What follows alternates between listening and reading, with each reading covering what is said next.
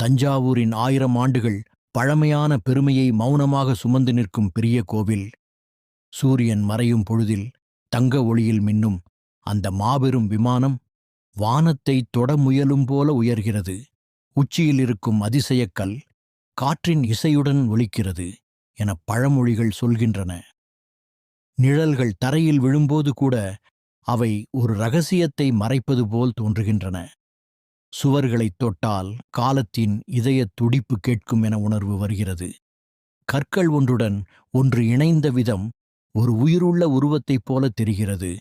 மறைந்த பாதைகள் அரசர்களின் தியான சிந்தனைகளை நினைவூட்டுகின்றன. 1000 ஆண்டுகள் கடந்தும் ஒளி குறையாத சித்திரங்கள் வரலாற்றை நேரில் பார்க்கச் செய்கின்றன.